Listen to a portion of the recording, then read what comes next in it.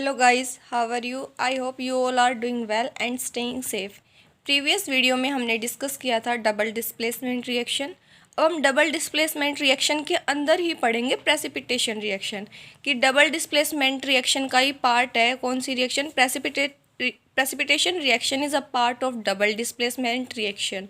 Double displacement reaction जो है इसके दो पार्ट हैं। इसमें मतलब हम दो टाइप की रिएक्शन और पढ़ेंगे, that is precipitation reaction and neutralization reaction. तो सबसे पहले देखना है कि प्रेसिपिटेशन रिएक्शन क्या होता है।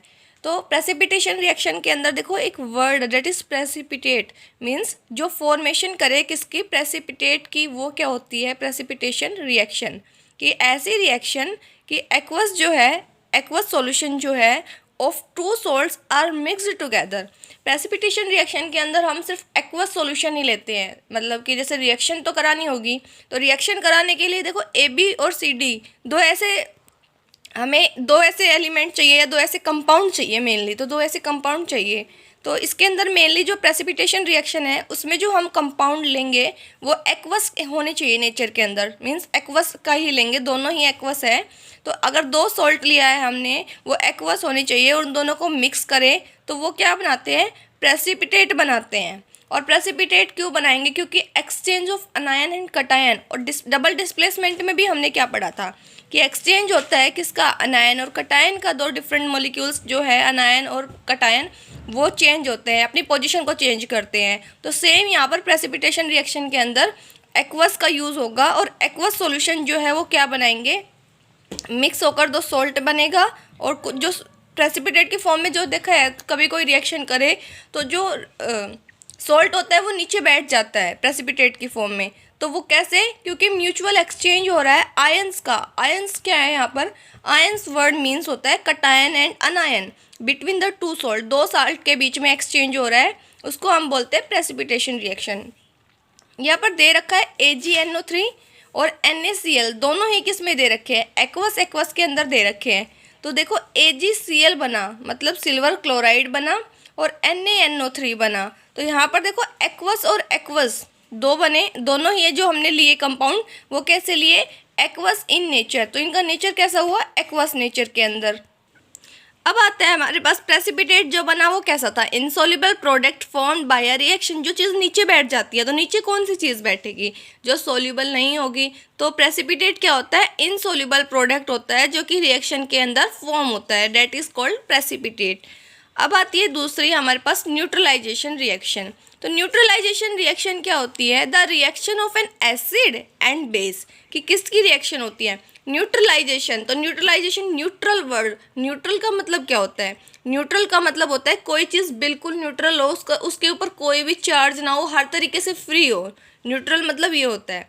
तो न्यूट्रल के अंदर क्या होता है कि रिएक्शन तो होती है लेकिन रिएक्शन एसिड की भी होगी और बेस की भी होगी, सॉल्ट फॉर्म होगा एंड वाटर फॉर्म होगा। तो वो चीज़ें क्या हो जाएगी एसिड और बेस दोनों मिलकर सॉल्ट और वाटर बनाएंगे तो चीज़ें क्या हो रही है न्यूट्रल हो रही है, that is called neutralization reaction.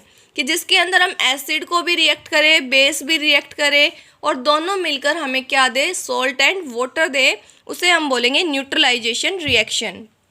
यहाँ पर एग्जाम्पल लिया हुआ है डेट इज़ NaOH, वो भी एक्वस है और HCl वो भी एक्वस है, that give us NaCl plus H2O। देखो दोनों के अंदर ही सॉल्ट निकलेगा और वाटर तो निकलेगा ही निकलेगा। अब हमारा काम तो सिर्फ ये है कि सॉल्ट क्या निकलेगा वो देखना है, इसमें ये तो फिक्स है कि वाटर को निकलना ही निकलना है। तो न्यूट्रलाइजेशन रिएक्शन और हमने पढ़ी प्रेसिपिटेशन रिएक्शन, दो रिएक्शन हमने डबल डिस्प्लेसमेंट रिएक्शन के अंदर ही पढ़ी कि डबल डिस्प्लेसमेंट रिएक्शन के अंदर हमने पढ़नी थी प्रेसिपिटेशन एंड न्यूट्रलाइजेशन। तो प्रेसिपिटेशन में प्रेसिपिटेट का फॉर्मेशन हुआ था, प्रेसिपिटेट क्या थे इनसॉल्युबल प्रोडक्ट थे जो कि फॉर्म हुए। और जो न्यूट्रलाइजेशन रिएक्शन है न्यूट्रलाइजेशन रिएक्शन के अंदर क्या हुआ न्यूट्रलाइजेशन रिएक्शन के अंदर एसिड और बेस दोनों ने पार्ट लिया और उससे हमें सॉल्ट एंड वाटर मिला, that is called neutralization reaction. जो ये है रिएक्शन नीचे दे रखी है ये याद करनी पड़ेगी तो याद करनी है। अब हमारे पास आती है रिडॉक्स रिएक्शन।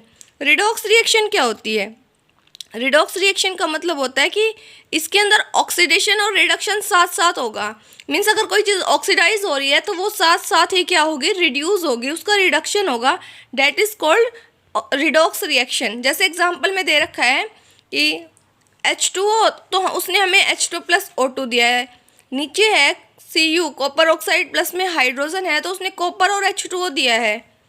अब इसमें दिखा भी रखा है, देखो कॉपर ऑक्साइड, तो कॉपर के अंदर पहले ऑक्सीजन था और फिर वो कॉपर बन गया, तो मतलब कि ऑक्सीडेशन जो था वो ख़त्म हो गया, अब रिडक्शन हो गया इस चीज़ का। कि जब ऑक्सीडेशन क्या होता है, रिडक्शन क्या होता है। ऑक्सीडेशन मतलब adding of oxygen and reduction मतलब एडिंग ऑफ हाइड्रोजन। तो किसी चीज़ में से अगर ऑक्सीजन निकल रहा है तो वो चीज़ क्या हो रही है, रिड्यूस हो रही है, और किसी चीज़ में ऑक्सीजन लग रहा है तो वो चीज़ क्या हो रही है, ऑक्सीजन गेन की, उसने ऑक्सीजन को क्या किया है, गेन किया है, तो उसका क्या हो रहा है, ऑक्सीडेशन। जिसका ऑक्सीडेशन होगा वो रिड्यूसिंग एजेंट होगा, और जिसका रिडक्शन होगा वो ऑक्सीडाइजिंग एजेंट होगा। Oxidation and reduction are two different term, oxidizing agent and reducing agent are two different term. तो ये इसमें ध्यान रखना है कि जो ऑक्सीडेशन जिसका होगा वो हमेशा रिड्यूसिंग एजेंट होगा, और जिसके अंदर रिडक्शन होगा वो हमेशा ऑक्सीडाइजिंग एजेंट होगा। अब देखो ऑक्सीडेशन क्या होता है कि जिसके अंदर हम ऑक्सीजन को गेन करते हैं वो ऑक्सीडेशन होता है, और हाइड्रोजन का लॉस होता है इसके अंदर। ऑक्सीडाइजिंग एजेंट क्या होते हैं, ऑक्सीडाइजिंग एजेंट वो होते हैं जो ऑक्सीडाइज करते हैं दूसरे सब्सटेंस को, और खुद क्या होते हैं, रिड्यूस होते हैं। रिडक्शन के अंदर क्या होता है, वो हाइड्रोजन को गेन करता है, अपने अंदर हाइड्रोजन का एडअप करते हैं। और रिड्यूसिंग एजेंट जो होता है वो दूसरों को reduce with the substance which reduce the other substance, जो दूसरों को रिड्यूस कर दे और खुद क्या हो जाए, ऑक्सीडाइज हो जाए, उसे हम बोलते हैं रिड्यूसिंग एजेंट। अब है डिकम्पोजिशन रिएक्शन। हमने डिकम्पोजिशन रिएक्शन पढ़ी, डिकम्पोजिशन रिएक्शन हमने पढ़ी थी। तो डिकम्पोजिशन रिएक्शन के अंदर हमने क्या पढ़ा था कि डिकम्पोजिशन रिएक्शन क्या होती है। इसके हमने ना 3 सब पार्ट्स नहीं पढ़े थे, that is called thermal, electrolysis and photolysis. तो डिकम्पोजिशन रिएक्शन क्या होती है, डिकम्पोज वर्ड का मतलब होता है ब्रेक, मीन्स एक सिंगल सब्सटेंस ब्रेक होगा और हमें दो से ज़्यादा भी मिल सकते हैं प्रोडक्ट मिलेंगे। उसके ब्रेक होने के बाद एक सिंगल कंपाउंड जब ब्रेक होगा तो हमें 2 डिफरेंट कंपाउंड मिलेंगे, that is called decomposition reaction. तो थर्मल डिकम्पोजिशन रिएक्शन के अंदर थर्मल, दैट इज देखो थर्मल तो थर्म मतलब होता है हीट। तो इस वर्ड से ही हमें पता चल रहा है हीट, कि जब reaction is carried out by heating, कि जब हीट करने से कोई रिएक्शन हो उसको हम थर्मल डिकम्पोजिशन रिएक्शन बोलेंगे। और ये वाला एग्जांपल हमने पहले भी किया था कि CaCO3 मतलब कैल्शियम कार्बोनेट को जब हम हीट करते हैं तो हमें कैल्शियम ऑक्साइड, इसको क्विकलाइम भी बोलते हैं, और CO2 मिलता है हमें। फिर है इलेक्ट्रोलिसिस डिकम्पोजिशन। देखो इलेक्ट्रो और लिसिस, इलेक्ट्रो मतलब इलेक्ट्रिसिटी से कोई चीज़ रिलेटेड है, और लिसिस मतलब होता है किसी भी वर्ड के पीछे अगर लिसिस लगा है तो इसका मतलब है ब्रेक डाउन। तो मीन्स करंट का हमें क्या करना है, ब्रेक डाउन।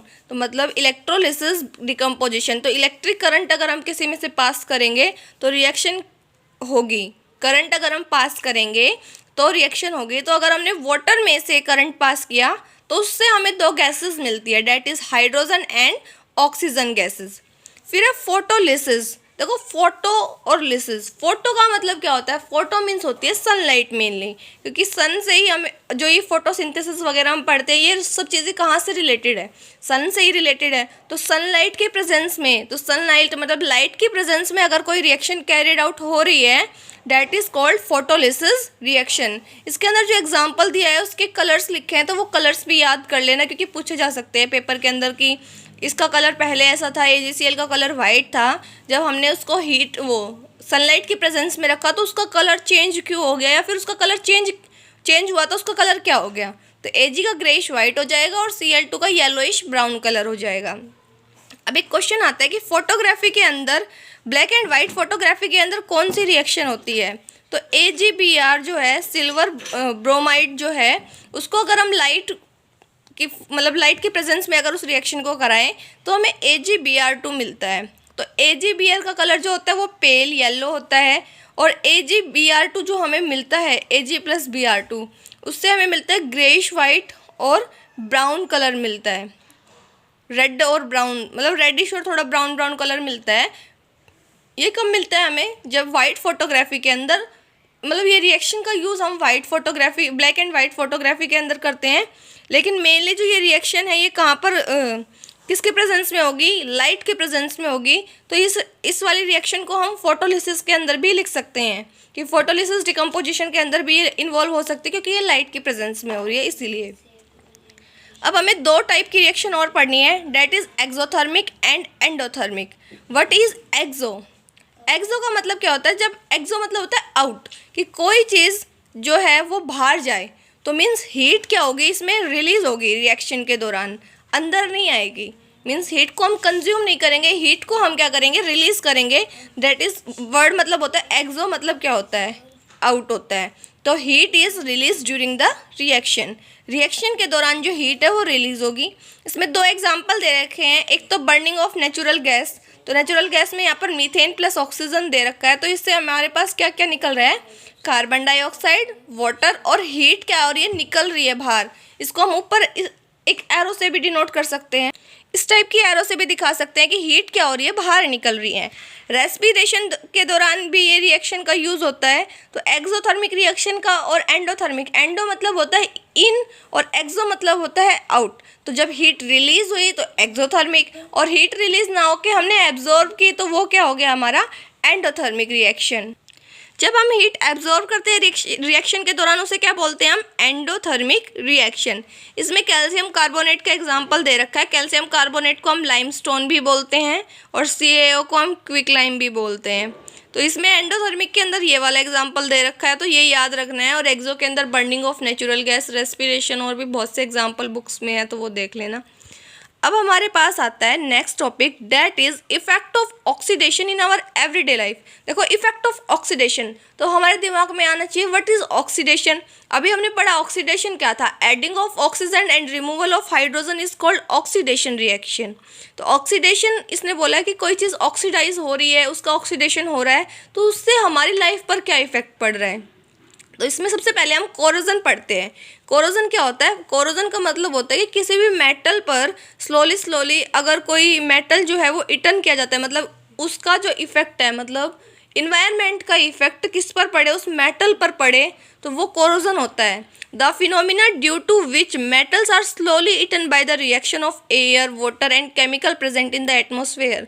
कि रिएक्शन के जो हमारे इन्वायरमेंट के अंदर एयर है, वाटर है, केमिकल्स प्रेजेंट है, ह्यूमिडिटी है, जितनी भी चीज़ें हैं इन्वायरमेंट के अंदर, उनका असर होने लगता है कोई भी मेटल पर, तो वो धीरे धीरे उस चीज़ पर क्या है, slowly eaten by the reaction of air, water and, तो वो चीज़ उसके साथ, उस मेटल के साथ क्या करने लगती है, एयर, वाटर, ये रिएक्ट करने लगती है, और धीरे धीरे वो चीज़ कोरोजन हो जाता है। मतलब कोई चीज़ जर लगना, पता है, जर लगने लग जाता है उस चीज़ पर, दैट इज़ कॉल्ड कोरोजन। सबसे पहले उसमें आती है रस्टिंग ऑफ आयरन। आयरन पर तो हमने जंग लगता देखा ही होगा, लोहे पर, that is called rusting. Rusting क्या होती है, जब आयरन पर या आयरन जो आर्टिकल को अगर हम किसी भी एयर के अंदर बाहर छोड़ दें, खुले एटमॉस्फेयर में रख देते हैं, तो उस पर क्या होता है कि जो उसका कलर होता है वो चेंज हो जाता है, और उसका कलर जो होता है वो रेडिश ब्राउन कलर का हो जाता है, और फिर वो झड़ने भी लगता है, देखा हो तो, that is called rust, rusting बोलते हैं उसे। कि जब आयरन या आयरन आर्टिकल को आर एक्सपोज टू एटमॉस्फेयर, कि उसको अगर बाहर एटमॉस्फेयर में रखा जाए, they are attacked by oxygen and moisture. कि अटैक मतलब कि बाहर बहुत सी एयर होती है, वाटर होता है, ह्यूमिडिटी होती है, ऑक्सीजन होता है, मॉइस्चर प्रेजेंट होता है, तो उन सब का अटैक मीन्स वो सब चीज़ें उस आयरन के साथ, आयरन एक मेटल है, उसके साथ क्या करती है, रिएक्ट करती है, और एक अपनी मतलब कि जो उसका कलर होता है पूरा ब्राउन कलर का होता है वो, और फिर बाद में जब ये सब चीज़ें रिएक्ट करती है तो उसका कलर जो होता है वो रेडिश ब्राउन हो जाता है, तो अपनी एक लेयर फॉर्म कर देती है, डैट इज़ कॉल्ड रस्टिंग, उसे हम बोलते हैं रस्टिंग। तो हम रस्टिंग को कैसे प्रिवेंट कर सकते हैं, बाय अप्लाइंग पेंट, कि हम पेंट लगा सकते हैं ऑयल और ग्रीसिंग से, या a thick coat of paint भी लगा सकते हैं, और लेयर ऑफ जिंक। अगर हम किसी चीज़ पर लेयर ऑफ जिंक मतलब जिंक की लेयर चढ़ा रहे हैं तो वो प्रोसेस कहलाएगा गैल्वेनाइजेशन। तो क्वेश्चन ये भी पूछा जा सकता है कि व्हाट इज़ गैल्वेनाइजेशन, कि गैल्वेनाइजेशन क्या होता है। तो गैल्वेनाइजेशन जो है उस पर हम अगर जिंक की लेयर किसी चीज़ पर चढ़ा रहे हैं, डेट इज़ कॉल्ड गैल्वेनाइजेशन। फिर आती है रेंसिडिटी। रेंसिडिटी मतलब क्या होता है कि धीरे धीरे जो भी हम पैकेट की चीज़ें होती है वो बहुत ही लंबे समय तक ख़राब नहीं होती, पैकेट्स के अंदर चीज़ें आती है, तो ऐसा क्यों होता है कि वो चीज़ें ख़राब नहीं होती। कि process of slow oxidation of oil and fat containing food material, कि धीरे धीरे उनका ऑक्सीडेशन होता है। जो भी पैकेट्स के अंदर चीज़ें होती है उनके अंदर ऑयल और फैट तो होता ही होता है, तो धीरे धीरे उनका ऑक्सीडेशन होने लगता है, resulting in the change of smell and taste. देखो कोई भी चीज़ कभी एक्सपायर होने के बाद क्या होती है, उसका जो टेस्ट होता है, उसकी जो स्मेल होती है वो चेंज हो जाती है। क्यों? क्योंकि उसका फिर ऑक्सीडेशन होना शुरू हो गया धीरे धीरे, क्योंकि उसके अंदर ऑयल और फैट तो था ही, तो उन्होंने क्या कर दिया, ऑक्सीडेशन, मतलब कि अपने अंदर और ज़्यादा ऑक्सीजन क्या होगा, ऐड होगा, ऑक्सीडेशन होगा। तो धीरे धीरे ऑक्सीडेशन का ऐड होना शुरू हो जाता है उसके अंदर। That is called rancidity. उसको हम क्या बोलते हैं, रेंसिडिटी बोलते हैं। कि process of slow oxidation of oil and fat containing food material resulting in the change of smell and taste in that. कौन कौन से मेथड है जिससे रेंसिडिटी हम कोई चीज़ ख़राब होने से बचा सकते हैं। रेंसिडिटी मतलब ख़राब हो गई कोई चीज़ें, तो कैसे, बाय एडिंग एंटीऑक्सीडेंट्स। बहुत से एंटीऑक्सीडेंट्स हैं, उनको ऐड कर कि एंटीऑक्सीडेंट प्रिवेंट्स ऑक्सीडेशन से बचाते हैं। और अगर देखो ये ऑक्सीडेशन से बचा रहे हैं तो ये क्या हुए, खुद अगर कोई चीज़ के अंदर ऑक्सीडेशन हो रहा है तो वो खुद क्या है, रिड्यूसिंग एजेंट है। And rancidity can be prevented by adding antioxidants. तो इसमें एक एंटीऑक्सीडेंट का नाम भी दे रखा है, डेट इज़ BHA। इसका पूरा नाम जो है वो ब्यूटिलेटेड हाइड्रोक्सी एनिसोल है। पूरा नाम याद कर लेना, कई बार पूछा जा सकता है कि व्हाट इज़ BHA। BHA एक एंटीऑक्सीडेंट है। या फिर ये भी पूछा जा सकता है नेम वन ऑक्सीडेंट, कि कोई एक ऑक्सीडेंट का नाम बताए, तो एंटीऑक्सीडेंट का नाम बताए तो डेट इज़ BHA। BHA जो है एक एंटीऑक्सीडेंट्स है, ये ऑक्सीडेशन में हेल्प करते हैं, मतलब ऑक्सीडेशन को प्रिवेंट करते हैं, और इनको हम रिड्यूसिंग एजेंट भी बोल सकते हैं। By keeping food at low temperature. Low temperature मतलब अगर कोई चीज़ ख़राब होने से हमें बचानी है तो हमें क्या करना पड़ेगा, उस चीज़ को हम लो टेम्परेचर, मतलब हम फ्रिज वगैरह में रख देते हैं। तो फ्रिज का टेम्परेचर क्या होता है, लो होता है। तो अगर हम चीज़ों को फ्रिज वगैरह में मतलब एट लो टेम्परेचर पर रखें तो भी वो रेंसिडिटी से बचाया जा सकता है उसको। हम हमेशा जो पिकल्स वगैरह होते हैं वो फ्रिज में ही रख के रखते हैं। क्यों? क्योंकि उनको क्या होता है, उनके अंदर बहुत सा ऑयल होता है, तो इसलिए वो ईजिली जल्दी ख़राब ना हो। कि अगर एयर के कांटेक्ट में आने से तो वो बिल्कुल ख़राब हो जाता है, इसलिए हम उनको हमेशा ही एयर टाइट कंटेनर के अंदर रखते हैं, और कभी भी सनलाइट उसके कांटेक्ट में आने नहीं देते, एयर के कांटेक्ट में। क्यों? क्योंकि वो ख़राब हो जाता है, इसीलिए।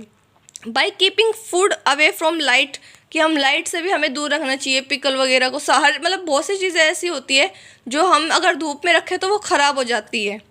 Replacing air by nitrogen. अब जो पैकेट के अंदर चीज़ें आती हैं उसके अंदर क्या होता है, नाइट्रोजन भरी होती है, इसलिए उसके अंदर क्या होता है, नाइट्रोजन भरी होती है, तो वो ख़राब नहीं होती जल्दी से। तो packed food items is protected from rancidity by flushing the air out of plastic bag by nitrogen. कि एयर को तो हम क्या कर देते हैं, फ्लश आउट, मतलब बाहर निकाल देते हैं प्लास्टिक बैग, और उसके अंदर क्या होते हैं, नाइट्रोजन गैस भरी होती है। इसलिए जो गैस होती, जो पैकेट्स के अंदर जो चीज़ें होती है वो जल्दी से ख़राब नहीं होती, रेंसिड नहीं होती। अगर आपको अच्छा लगा हो तो वीडियो को लाइक करें, शेयर करें और चैनल को सब्सक्राइब करें।